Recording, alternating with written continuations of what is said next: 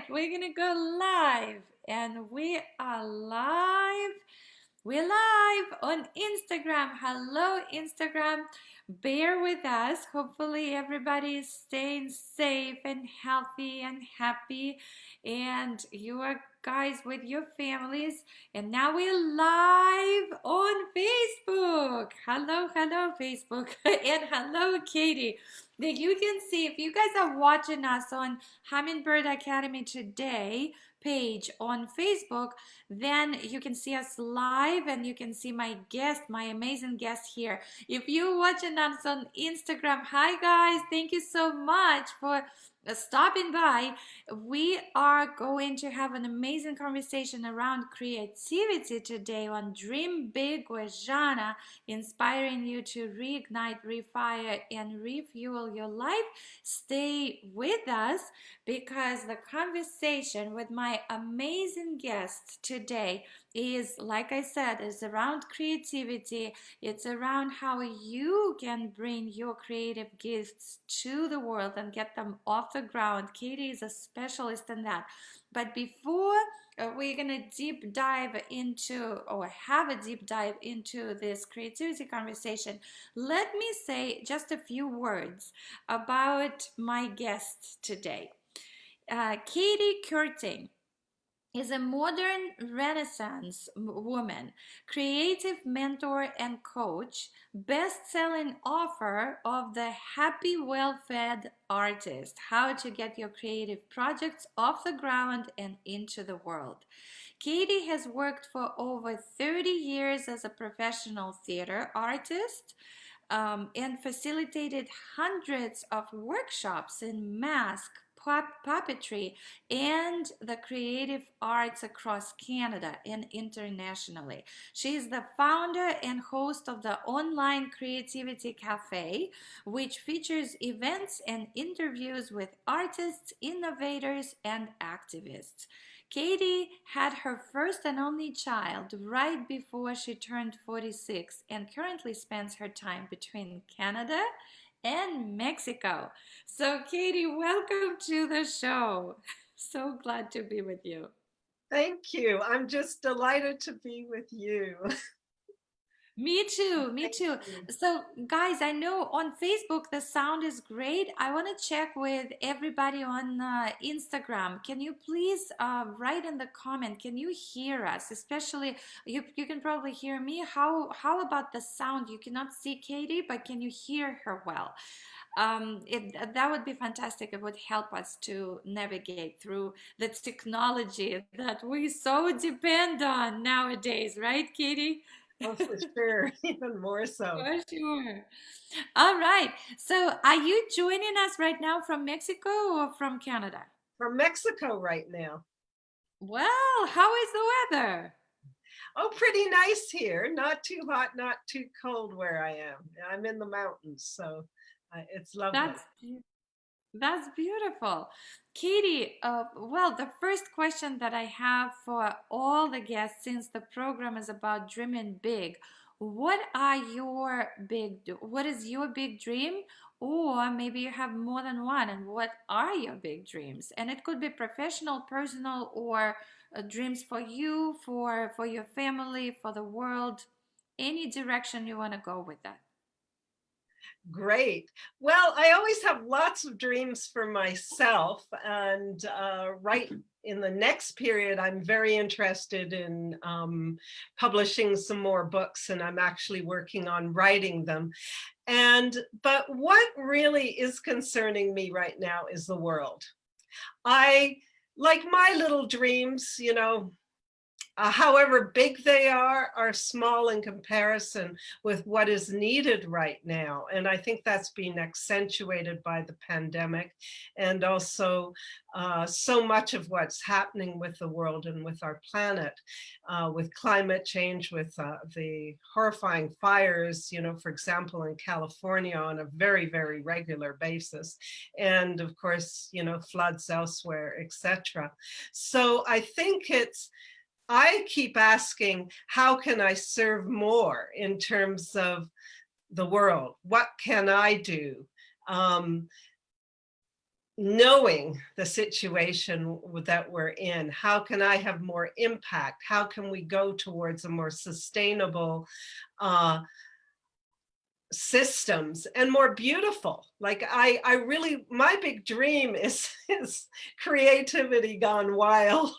I'm a little bit humorous there, but what I mean is that I think we need creativity and the arts even more than we ever have in history. And we have the opportunities for it even more than in history, because we've got the biggest crisis ever. We're about to eliminate not only ourselves, but a good deal of the species. And so we need to use our creativity to get out of this rather than, getting deeper in. So that's the short thing of my big dreams. And just to mention that recently as a coach, I took a course in climate change coaching. And that is how coaches can be part of the movement to have more climate justice and to have build a sustainable world. So that's given me a lot of ideas how I can work with clients, not just on their personal issues, but how they respond to what's going on. Oh, wow, that would be a great addition to what you're coaching on. Because I know Katie, guys, I know Katie, she used to be many years ago, right? Quite a few years Actually, ago. not so Um, many years, just a year or no, two ago, I think that I finished with them. But before I met you quite a few years ago. yeah, yeah, that's what I mean. Like for me personally, we had a coaching relationship, right? You were coaching me like on breakthrough, I think it was called Yeah. at that time. And you are amazing. Like if you get stuck on something emotionally, Katie is like boom, gets it out of you, and you just keep flowing again. So it was really, really. We still see we that's why we're still connected. I'm so happy to bring you as a guest today because I know you are a deeply creative person. I before we go into the specifics, like how exactly we can use creativity, and especially people who are thinking like, what is creativity? Like, what do you mean? Because, for example, where I am, I'm in California in Silicon Valley. There's a lot of programmers, right? So, what is creativity for you? Does it apply only to artists and musicians, or can anybody be creative no matter what they do professionally in life, and they can pick something up? Or I don't know, what is the definition of creativity for you? Well, I won't give you a dictionary explanation of it at all. You've asked me for my personal definition. So, uh, in my opinion, creativity is being able to see things in a new way, to combine elements that maybe are always there before, but to combine it in a new way. So you can be very, very creative as a mathematician, as a scientist, as a well, whatever. You can have a restaurant and be really creative about it. My son's actually, well, he's in fitness and health, but he's training as a chef, and that's a great field to be creative in. So there's all kinds of possibilities of being creative, and I don't see it just as artists. And in fact, Mhm. sometimes certain artists can be not very creative. They might just be doing the same old thing all the same, all the time. And so it really is, um, if you're inventing anew in some ways, or just lots of ideas, seeing things a little bit from a different perspective, that kind of thing. That is a very fascinating definition of being a creative. Because for years, I mean, usually only artists, musicians, they would fit into this box or label. Mhm. Everybody else, not creative, I'm not creative, I'm not creative. Yeah, but if you look at this, at what you just said, it's recognizing. I think the first step would be recognizing that you can actually combine pieces of what you're doing in a different way, or juggle them around and find a new solution to the problem that has been there for years. That then you are a creative. It's fabulous. Thank you, Katie. I just had my own aha moment Right. with this, And you with know, the new. sorry, say that, say, what were you going to No, say? no, with the new definition. Yeah, go ahead. Well, I just wanted to say is that for years I thought I wasn't at all creative. I thought I And had some artistic talents, but even that I had big questions about. But it was, I just didn't feel creative. And I had no idea, because actually that's one of my strong suits. As I've got older, it's just been more and more evident. That's one of the things that comes to me easily. And it wasn't always the case, though. So just to say for your viewers, you may not feel creative, but there may be a tremendous creativity in you that just can develop over the years and can come out. I remember, Katie, you were always talking about how creatives. Now I'm talking about like people who think that they cannot be successful creating art or music or things like that, and I remember you were always referring to the idea in the knowing that they have, like, this type of people, they have a totally different set of needs.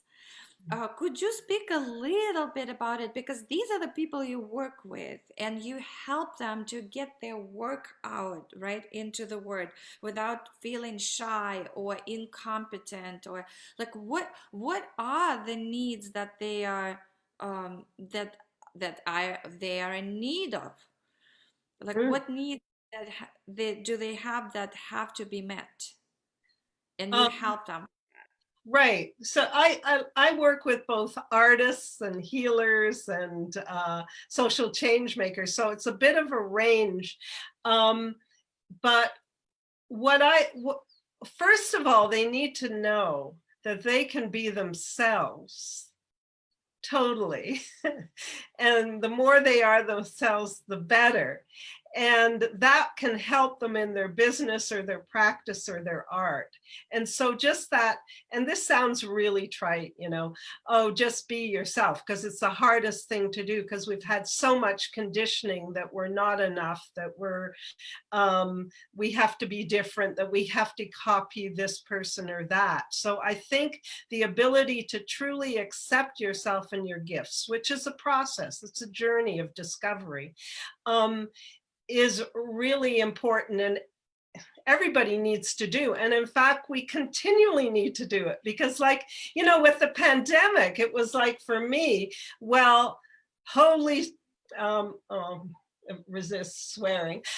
Anyway, holy moly.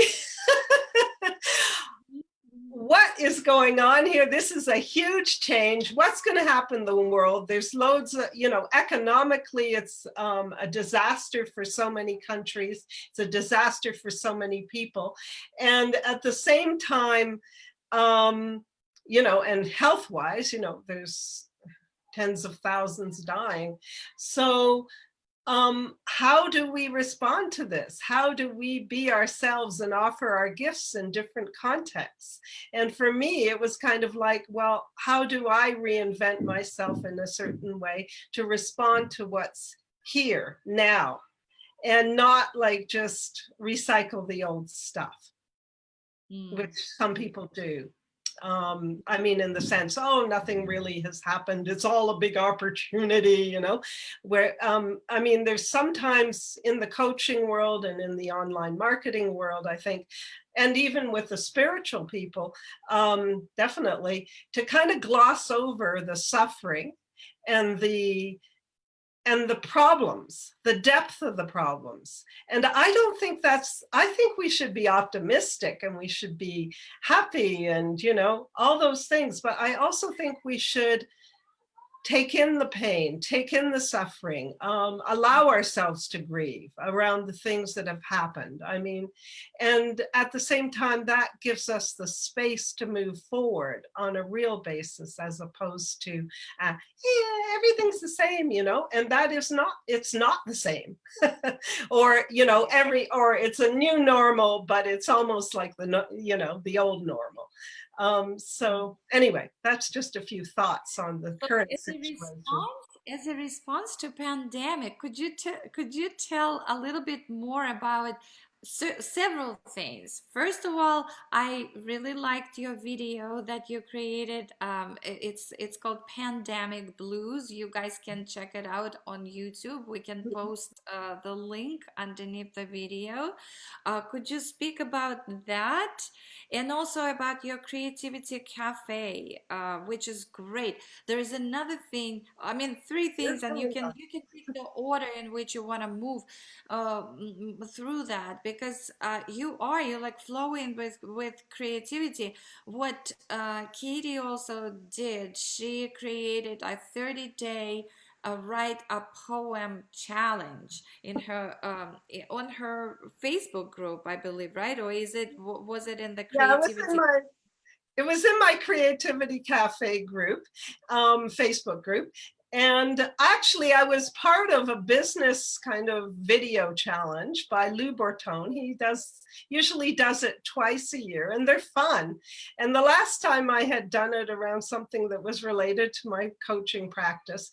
But this time it was like, I don't want to do business as usual. I don't want to do any of that. So for some reason, I came up with this idea of doing a poem a day. And I think partly because I've been meaning to write more poetry for a long time, and I thought that would be a way to do it. And so I decided that as part of this video challenge, I would do a poetry challenge, and I challenged some of my audience to do it with me. And a few people did it, not the full 30 days, but they did bring in their poems, which was really, really nice. I really would love for you to share maybe a couple of poems that were written during that video challenge, if you don't mind. And you guys can check out Creativity Cafe that Katie leads. It's a monthly event. You can participate. It's really, really cool, in my opinion. So, Katie, would you share some of your Sure. poems? I'll just get it from here. Um, Yeah, I did actually about 32 poems, I think, in 30 days. And there were some days, and this is really important for your audience who are, those who want to create. There were some days I did not have a clue, in fact, most of the days, what I would write. And I was really stuck and it was really hard, but I just did it anyway because I said I would do it. And sometimes I thought these poems were really awful. And then the next day, oh, they're not, they're interesting. They're actually quite good. And other ones I might have thought were better. And then I look back and I can see some ways to change them as I learn more about poetry. So anyway, this is one. And it was at the beginning of the pandemic, like it was in April. So, Mhm.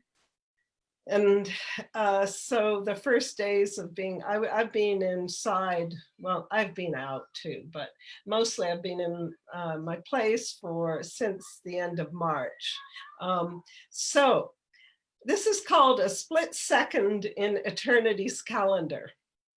How long is this going on, this split second in eternity's calendar, this tiny mark in history, this pandemic that seems endless as we live it, locked down in our homes for a month, 2 months, for who knows how long? In this ever expanding moment, we get to know the landscapes of our homes more intimately than ever. In the rush of workday life, in the multitude of outside pleasures, we never knew what trash and what treasures our homes and our inner selves contained. How long is this going on, this split second in eternity's calendar? So Wow. that's one of them. And Beautiful. thank you. And I have one which speaks to your first question, which was about the dream. And Mhm. it, so it's called A Bigger Dream. So I'll read this. It's a little bit longer, but it's not, hopefully it's okay. So, A Bigger Dream. The time has come to dream a bigger dream. Is Mike, sorry, I think there's a bit of instability. Or is it coming through okay? It's all good. We can hear Okay, you. Yes. yeah. Please tell me if it, everybody knows I will let internet you is know. not the No, best. it's all good. I can hear children in the background, probably outside, right? Which is wonderful. Yeah, Yes, it's all cheerful voices. Yeah, yeah. I'll let you know. Don't worry. Okay, so a bigger dream. This time has come to dream a bigger, the time has come to dream a bigger dream, one that involves more than you, your family, and your friends. One that's not about getting a bigger house or car or making a six-figure income or becoming famous. A dream that starts small but reaches out, that sees and connects you to the homeless man lying on a cardboard sheet above a warm air vent in sub-zero Toronto winter. A dream that starts small and reaches out, that sees and connects you to the Syrian girl in a refugee camp who cannot remember her homeland without bombings and shootings and the quiet terror of who next will die. A dream that starts small, reaching out to the Latino musician, strumming soulfully in the streets as people rush by, too stressed to stop a moment and listen to his heart song. A dream that starts small but reaches out, that sees and connects you to the missing Indigenous woman, her blood trickling on the parched ground, joining the legions of disappeared but not forgotten, her grieving family never able to lay her sweet crushed body to rest. The time has come to dream a bigger dream, one that involves more than you, your family and your friends, a dream that starts small but reaches out, that sees and connects you to all who in grief and despair dream no longer. Yeah, yeah. Well, thank you. Thank you so much. Very deep, Katie. Wow. So, there's a lot of there's a lot to say, but I want to switch gears a little bit from this 30-day challenge that you did those poems for to just the idea of opening that creativity cafe. How did it and why did you want to open that? Because you talked about previously about how you were not perceiving yourself as creative before, or was there a moment in your life when the break or the shift happened, and you decided to do this creativity cafe online for other people who would like to discover their creative talents? Like, what prompted that in your personal life, and then how did you move to opening it up to others? Great question. And I'm going to try and be concise here because it was a whole long process. And it started like in my 20s. I was very much an activist and I was a journalist for a while. And then I went into the non-traditional fields, and actually I was working in diesel mechanics and as a machinist in the Canadian National Railways. I won an affirmative action suit um, eventually with a group of women, which, you know, allowed us into those jobs. And so I was doing that. And the thing was, much as I really believed women can do men's jobs and jobs like that, I was finding this is, and found it intriguing, and I thought I would really like it. But I found it wasn't real after about, well, it was 4 or 5 years, that it wasn't really what I wanted to do. And it was really hard to leave because, you know, I fought for women to get in the trade. So I didn't really want to leave because of that. But on the other hand, I really found my creativity was calling to me. Now, my parents were like, my mother's was a great was a really good painter. And my father was an amazing photographer. And they did really well with their art, but they never really encouraged any of us children to be artists. In fact, quite the opposite. And I always felt, and I didn't feel encouraged at all, you know, that my paintings or my drawings or anything were anything special, and they weren't really. But but I just had this desire to do it. And I kept saying, well, I'll do it when I'm 80 or 70, when I retire. And then I thought, I can't wait till then, you know, I can't wait till most of my life is over. And so in my late 20s, early 30s, I went back to school. I originally got a BA in history, and I went back to school in the visual arts. And eventually I got involved in the theater arts, which was a better fit, although it was a surprise. And it was hard because I didn't really believe in myself very much, but I just kept doing it. And that's what, you know, I think in any art, I mean, you know that from your singing, I mean, is that you have to practice. And the more you do, the better you become. And also the more you do, the more you're aware of what is good singing, what is, you know, what is good art, what is real, what is just, you know, not very authentic. And so that was the whole process. And so for many years I was a visual, like I worked in theater, and I actually facilitated workshops and did residencies in the schools for, over 15 years. And so that was that. Over time, I think that gave me the feeling I was more creative. But it took time. And then then I decided that I wanted to do something as well as the arts. And so I was looking into becoming an art therapist, but that didn't quite fit the bill. And I learned how to do coaching. And I mean, I went to a weekend of coaching, and I found that was just what I loved. And since then, I've been doing coaching and different forms of art. And how the Creativity Café came along, it came along quite a number of years ago. And I'm not sure. I was in a group of entrepreneurs, and it was that was kind of a loose type of a thing, and we were all trying different things. And I said, oh, I think I would like to interview creatives. And so I started, and I had the encouragement of this group, so that helped.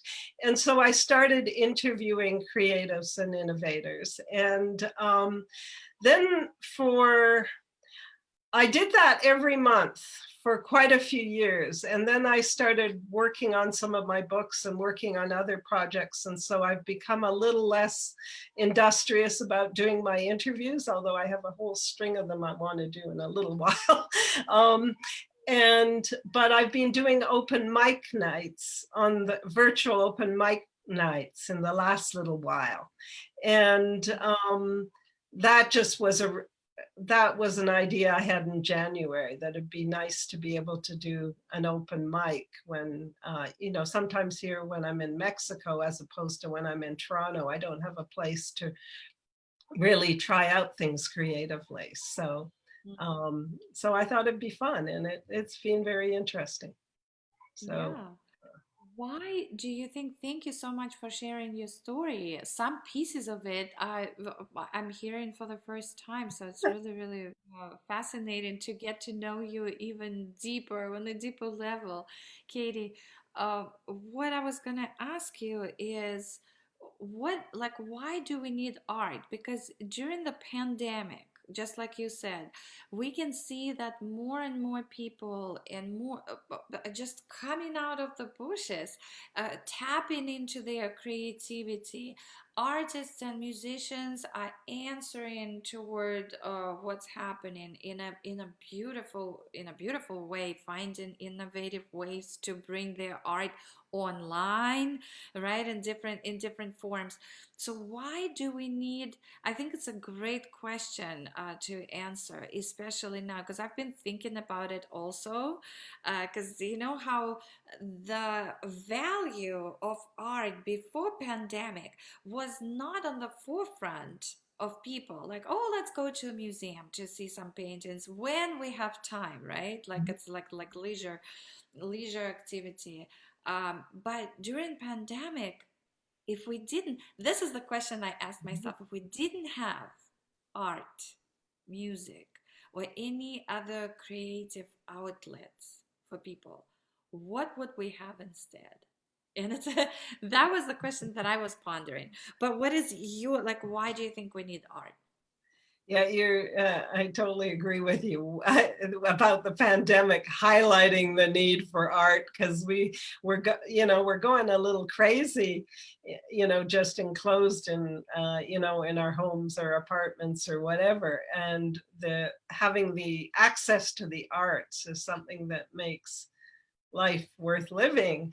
And I also think, and this will tie into the general role of the arts, I think you can see that, or at least for me, when I did the poems, it was a way of processing something huge, that's happening, processing the suffering and processing what's going on. So it's and a way of kind of transcending it in a sense. Like, I find art, you can be, depressed, you can be going through a terrible something in your life, a terrible loss or whatever. But when you start to paint, or when you write or you sing, then somehow that loss gets transformed into something beautiful, and it allows you to think about it in a different way, be with it in a different way. And I mean, if you look at, for example, the Black spirituals, which are so, so deep and so beautiful to sing, they came, that came out of a period of slavery. Now, there were different functions for the spiritual. Some of them did have political functions and messages inside them, but there was this, being able to sing and express even in this way was a way to go through the suffering without being completely crushed by it. So, and I know, for example, for myself, I lost my I lost a partner like 25 years ago, and it was pretty traumatic how it happened. And the way I went through it was I would sing the Black spirituals, because they really corresponded to how I was feeling. I would do painting and art. I actually eventually wrote a play, and all of that helped me go through that, what was a pretty horrendous situation, and it helped me heal. And so I think that art can help people transcend things and heal, and just have beauty in their lives. Like, I mean, the thing is, I don't even want to say that art should just be a therapeutic thing. It's like life needs beauty. And Yes. art is beauty. I mean, not all art is beauty, but there's a beauty in it. And there's a Yeah. truth and an integrity. And there's also layers. Um, layers is not maybe the best word. When you're doing something from the totally analytical rational thing, you can't really capture the layers of the experience, whereas a poem can, because it echoes and resonates in so many different ways with every different person in a different way. um like a poem can just say things we can't say with regular, like just I'm talking right now. A song too. Like, even let's say, I mean, I remember being involved in the protest movements, but what was so Mhm. great is there were a lot of artists, incredible artists, who were singing songs that were so inspiring. And I mean, I sometimes remember the songs almost more than a lot of the other things. And Yeah. I think with art in general, like if art in general, like what would civilization, so-called civilization, be without art? I mean, in some ways, art is so, how would you say, put above everybody as something really amazing and great. And in some ways it's so degraded, like no financing in the schools for the arts, as whenever they do cutbacks, at least in Canada, and I know it's in the States, most places they cut back the art, the thing that you need most. Yes, yes. And I hope, oh, I hope a lot of people are going to listen to this conversation because I totally agree. Yeah, the first budget cuts, they go into music programs in schools and the arts. And this is what we need the most because I, I think you said there is beauty in art. I would say, and there is, I think life is beauty and beauty is art or art is beauty. They are all the Mm, same to me. yeah. And it's because my one of my core values, and I know that about myself, like self-awareness that people are talking about right now. I mean, it's the core to understanding your place in the world and how we Mhm. can contribute and make an impact and create more beauty. So beauty is one of my core principles. And I don't mean beauty outside, like appearances. No, Mhm. beauty is beauty inside out, including art, and art would be number one. So thank you for clarifying that, and I really really hope that educators understand that and politicians understand that because we cannot survive. Life is art, and art is life, and beauty is life. It's like all Mm. interchangeable. Thank you, Katie, for this clarification. Super, super important. If you had to gift a book, and I know to someone, what would it be? It's something that had a tremendous effect on you to maybe boost their creativity. If it's more than one, please share your list with us. And guys, for those of you who are watching or watching the replay, it's going to be underneath the video. So, um, Katie, any suggestions for people from you? Well, I know one of the books that really influenced me and I've really taken to doing one of its habits is Julie Cameron's book, The Artist's Way. And I know it's influenced a lot of people. And she has this thing of doing 3 day, not 3 days, three pages, the artist pages. And I've done Yeah, that more. for many years and it's so helpful. And I've come back to doing that again. And I find I get some of my best ideas for doing things. And it's also a way just to get rid of all the more the more negative Right. stuff and just unload everything. So that's Yes. a lovely Can book. I just Thank you. Mhm. Can I clarify for people who are not familiar with that book? I'm using it all the time. I mean, some of the techniques from that. It's Julia Cameron's Are the Artist's Way. And Katie just told you about morning pages. Morning pages is 3 pages that you write first thing in the morning, free flow, and not necessarily like you don't edit yourself. It's just stream of consciousness, whatever comes into your mind, and you capture that on paper. It's out of your system on paper, and it does miracles. Meaning, like it could be something negative that you're not gonna share it with anyone. You just take it out of your system, and you're ready to go about your day. I really also find it very, very helpful. Super simple, but very helpful. So thank you for clarifying that. I really, really strongly recommend it too. Mhm. Any other books that come to mind? Uh, well, I've got a couple here, or maybe three, but and one is called The War of Art, and it's by Stephen Pressfield, who's written a lot, who's a wonderful writer. And when I was recommended this book for years, and I wouldn't read it because I didn't want to read The War of Art. Like the title didn't appeal to me. None of Yeah, these militaristic things do, but it's right. actually really brilliant in terms of talking about resistance, about that we have to doing our work, and just about what it takes to be an artist. And it's just really, really interesting. And Writing Down the Bones is one of the best books, I think, for people who are writers. And it's just a lovely book by Natalie Goldberg. And Uh-huh. I'm not going to go into a long thing about it, but it's like some manuals of writing are boring, and this is just lovely. She illustrates it in a very, very concrete ways with stories, and beautiful writing. And then this I forgot to put on my list. It's really hard for me to choose books. I've got, you don't see it here, but in front of me and in other rooms, I've got tons and tons of books. It's, if I have any addiction, it's probably, other than good food, it's probably books. So That's this a is good called, addiction, by the way. pardon? It's a good addiction.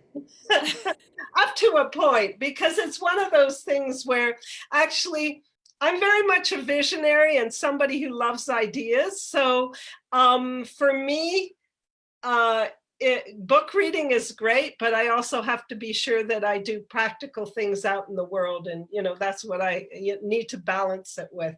And so this is called Daily Rituals: How Great Minds Make Time, Find Inspiration, and Get to Work.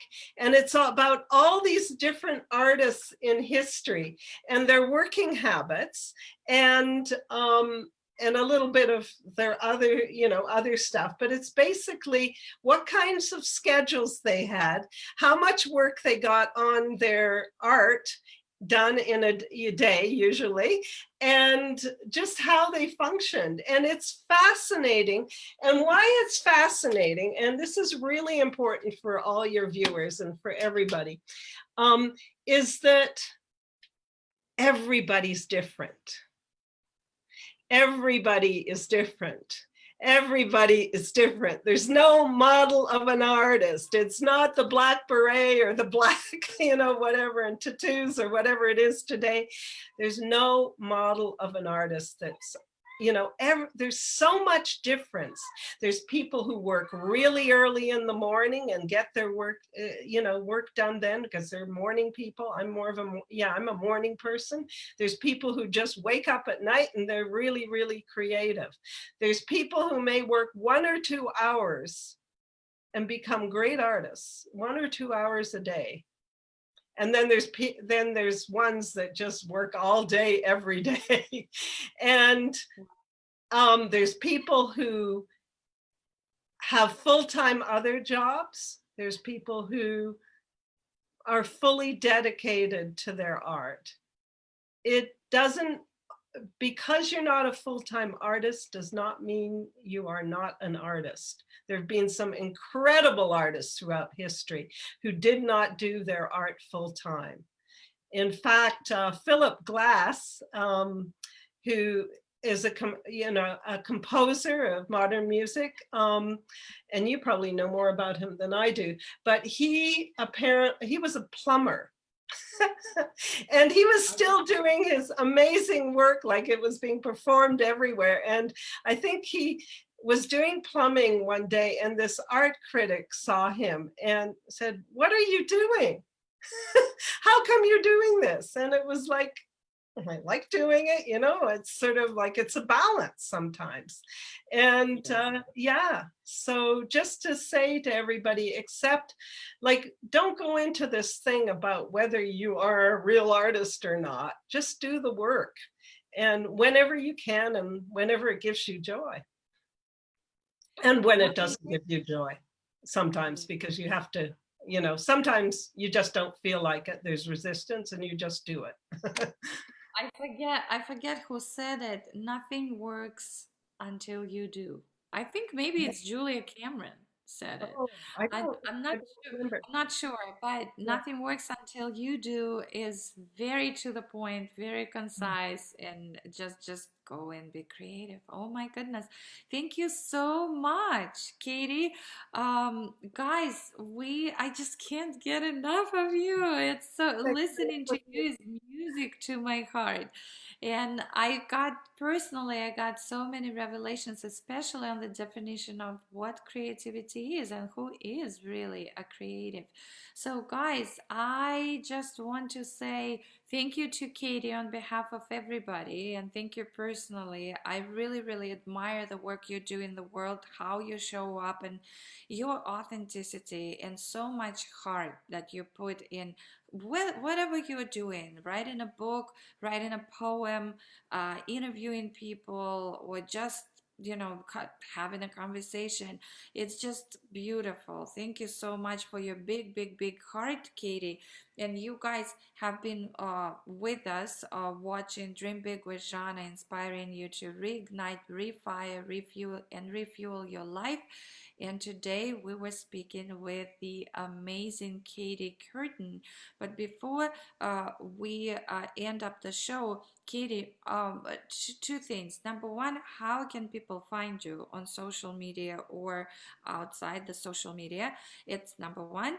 And number two, what would be your final words, like advice, if you had uh, to put yet another title on another book? What would that be? Advice to humanity. Mm. Ooh. Uh, so how people can get hold of me I'm on Facebook, and you can friend me or message me under Katie Curtin. I also have the Creativity Cafe. There's a page and a private group, which you're And welcome all to the links apply. are going to Mhm. All the links are going to be underneath the video on Great. Facebook and later on Facebook Hummingbird Academy Today page, but and also on YouTube it's going to be under Zhanna Spitz. But if you go Dream Big with Zhanna interview with Katie Curtin, you will find it in the comments. All the links. So for a link to the Creativity Cafe, and what's the best? Any other prefer like what do you prefer? What's the easiest way to reach you to Um, get an? well, if you're on Facebook, just message me. But if you can if you go through my website, there's ways, you know, there's contact information there, which is www.katiecurtin.com. And if Yeah. you have a hard time finding me, then message.